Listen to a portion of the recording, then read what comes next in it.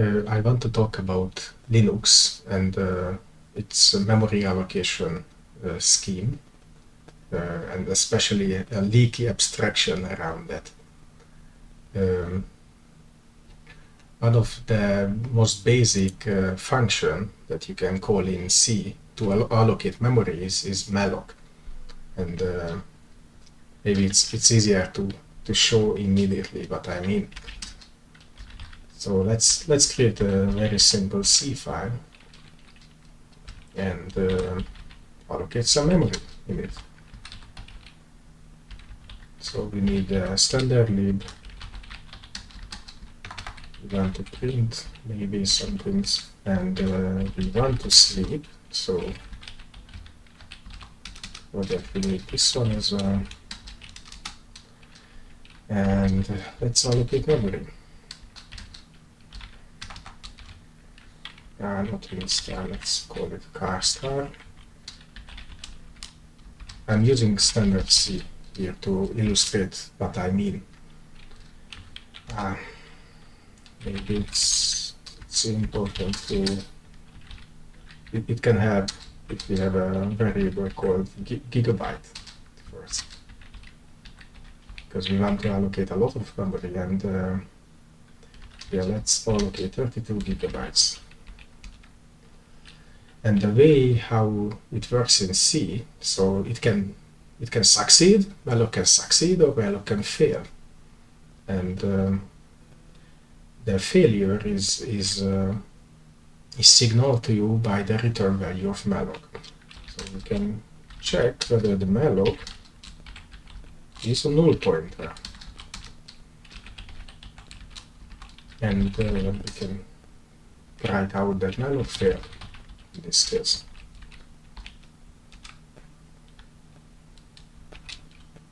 And yeah, we should exit them.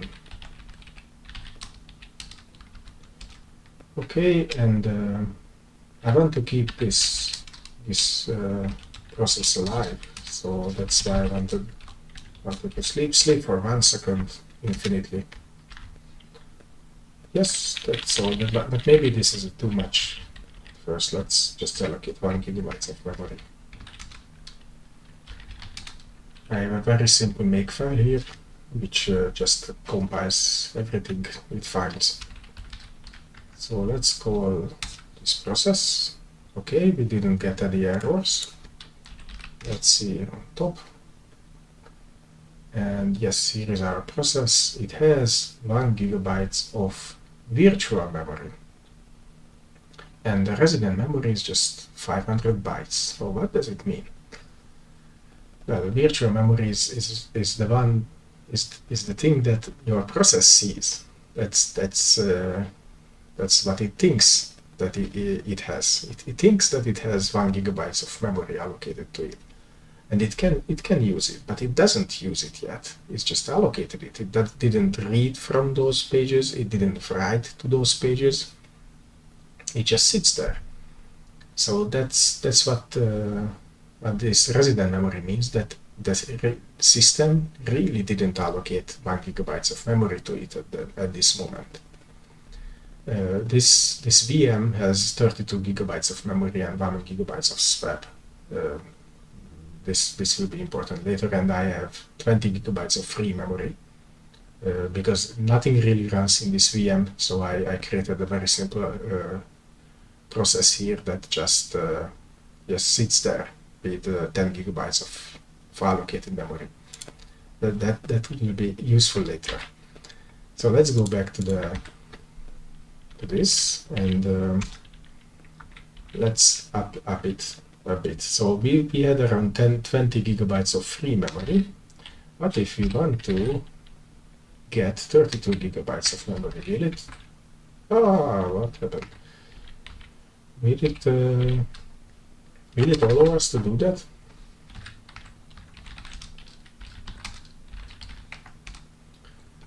Yes, it did. Didn't rerun it. Yes, we can see now that we have 32 gigabytes of virtual memory, still very few bytes of actual real memory, resident memory. That's the real name of it. Okay, let's make another challenge. Can we allocate like 40 gigabytes of memory?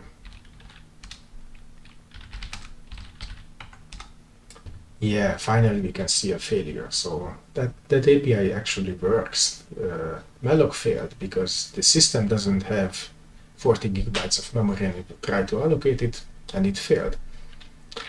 Okay, let's make another test. So we can allocate 32 gigabytes of memory. Can we allocate another 32 gigabytes of memory?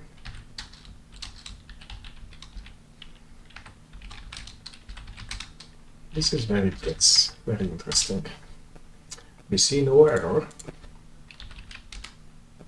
And when we use stop, we see that we have 64 gigabytes of virtual memory. Okay.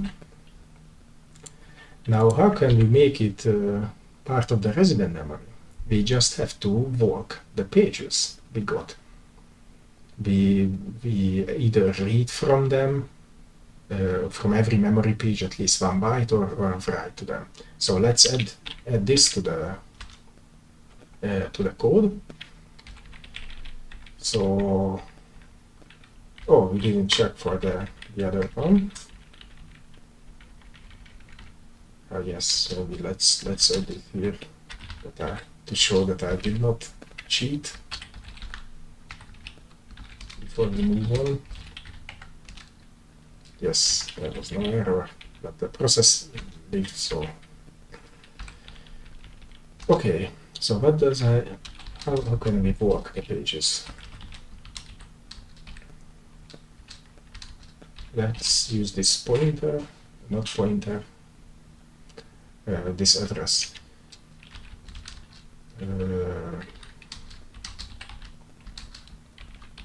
So we will walk with this on every page. In fact, we will walk every byte and just walk the first memory page, 32 gigabytes, and we write a 1 to it. On Linux, actually, this used to be garbage, but we got back in malloc. I think nowadays it's always zeroed out, so we don't have to call malloc, which has a slightly different interface. Anyway, okay, let's see what happens now.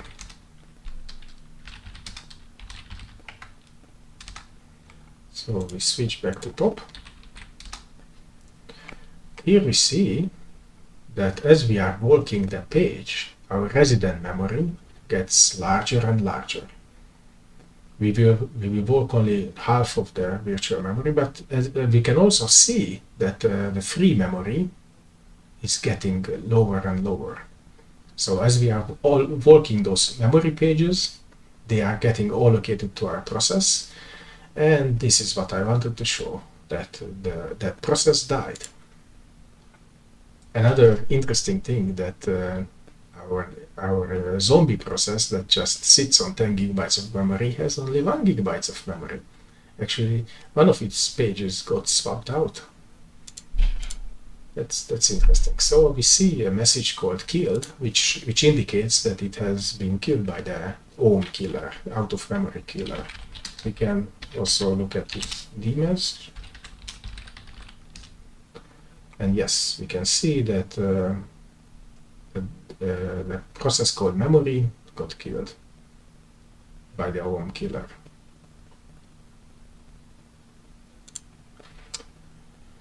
Yes. Okay. So this is C code. So but where I'm going with this is that C has a contract to you via malloc that you can allocate memory, and it can succeed or fail, and it can return you whether the failure on that return value. And it returns success, everything is fine. Except when you started to use that memory, your process died. That's one takeaway. The second takeaway is that you were actually able to allocate 64 gigabytes of memory on this system, and the kernel and the language said to you it's fine, but it was not fine. As soon as you started to use it, it died. If we, yeah, we could take a look at the, for example, the contract, like the C standard, what it gives you, and this is what I found. Well, basically, it doesn't said anything else.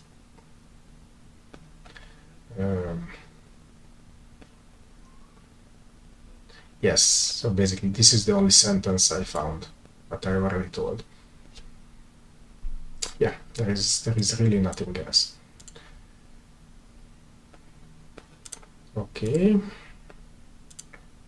So we talked about, so I showed it in C, but this doesn't affect only C.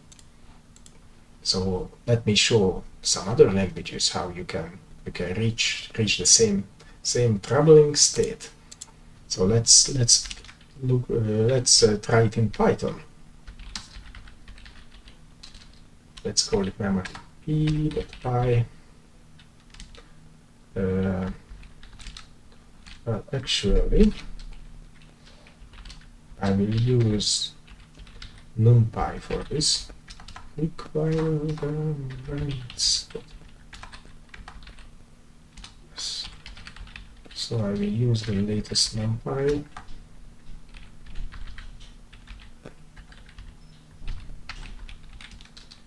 Okay, let's go back to the.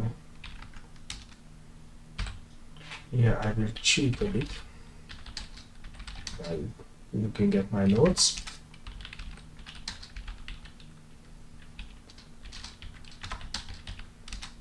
Time is for the sleep, NumPy for NumPy. And this is one way to allocate a big array in NumPy. So I will ask a lot of zeros. These are floats, 64s, I think. So 64s. Okay, let's try this one.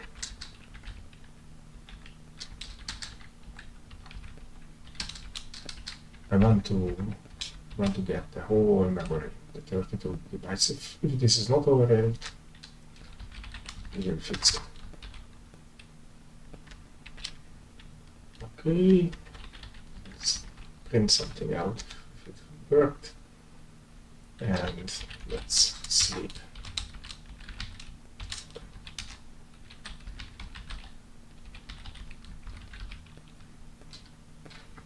Okay. Looks enough. Let's see how much memory actually uses. Used it like this. I will use PyPy. So let's install NumPy.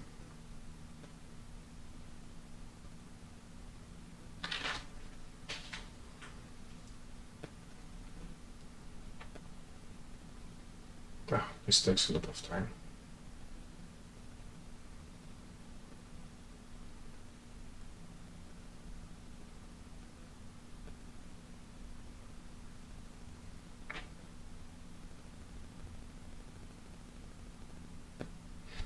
Okay.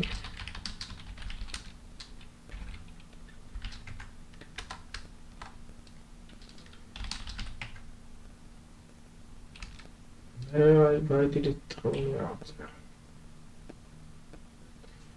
Interesting. Never mind. Right. Okay. It says yay. And it uses 33 gigabytes of RAM. All right.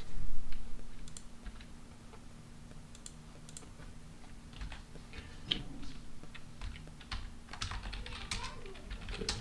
Let's make some changes. Oh no, it should be fine. So the same thing happened. Virtual memory is a lot, and it's actually bigger than what I expected, and but we are not touching it. So let's make one small change. Let's called big array, and these are all zeros, so I will just add 1 to all of the elements, and let's see what happens now. Oh, no make for this.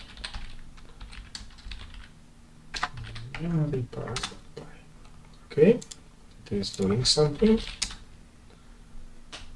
Yes, it starts to walk the pages again, the whole big array, and increases the 0 to 1, and crash. Yes, the same. So we were able to kill Python as well with this simple code.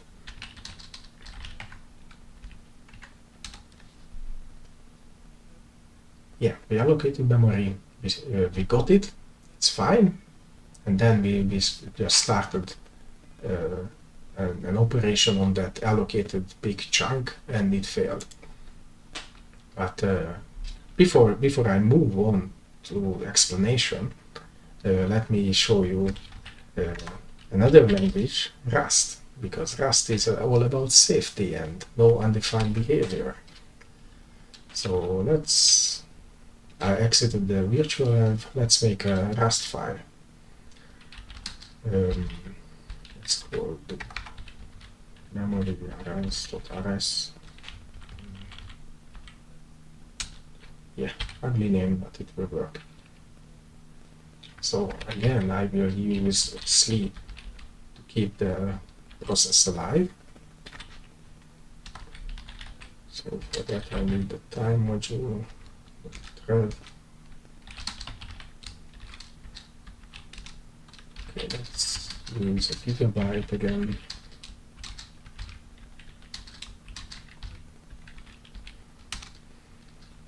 And let's allocate a big vector of it.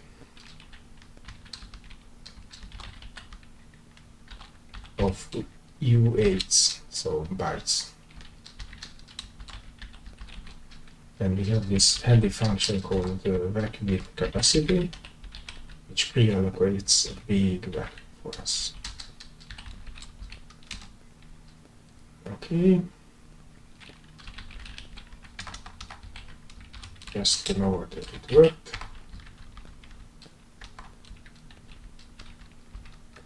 Okay, and yeah, sleeping by 1 second is a bit trickier here in Rust.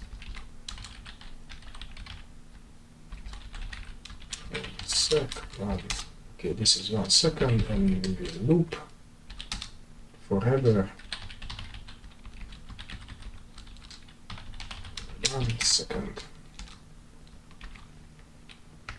Okay, let's see what works.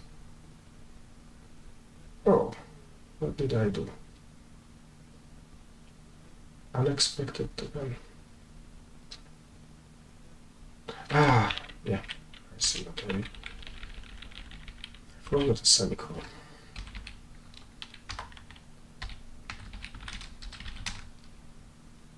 And now, yes, that's back.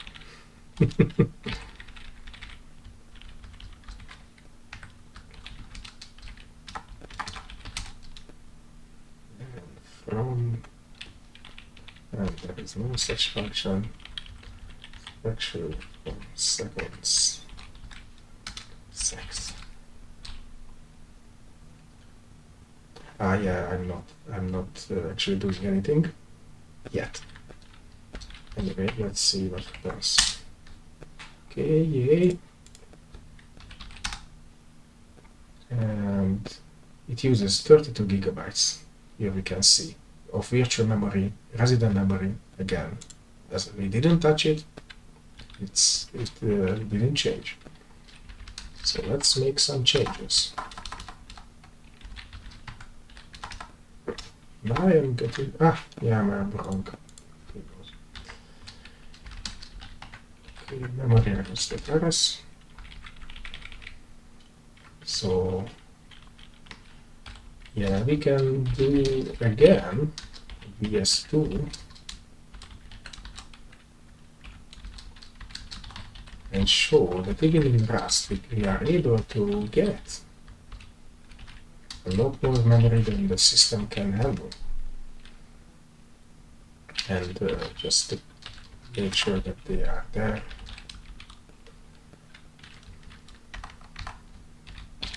They're not getting optimized away. Let's do something with it. Yeah, pushing one to both of them. Okay, let's see what happens now. Ah, there was no VS one. It was just VS. Fine.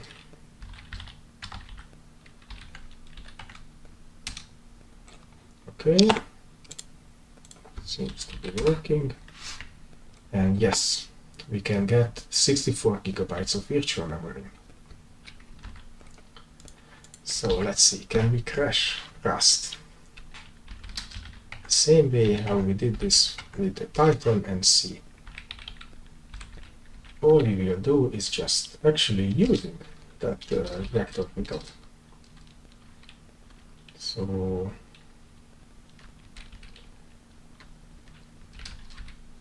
let's iterate over it.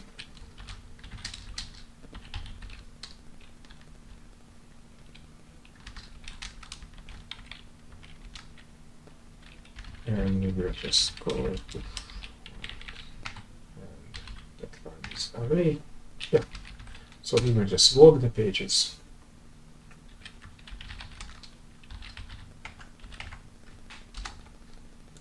And let's see what's happening at real time. Yeah, the same with every other function. We are walking the pages and it will die around 20 gigabytes of RAM. Because we don't have it that much. As we can see, the free memory is getting lower and lower. This 1 gigabyte of swap space went to this other process that is sitting there. And yeah, it died. So even the very safe Rust language can do anything. Yep, it died. So what's going on? So Linux has this feature called overcommitting memory. Let me open a good page for this. Yes, I think this shows it well. So overcommit. It has 3 modes of operation. The 0 one is the default one, which if you don't change it, that's I'm 100% sure that that's what you get. So it refuses obvious bad allocations, like if you want to allocate larger than memory in one call, then it will fail. But for every other cases, it will let you allocate the memory. Malloc uses mmap and brk system calls, so it's about the system calls that are behaving this way. They say that everything is fine, but what will happen at runtime? Your program starts actually using those memories or not. So it opens up, it touches those pages either with read calls or write calls, and then at that moment the kernel allocates those real memory pages to you.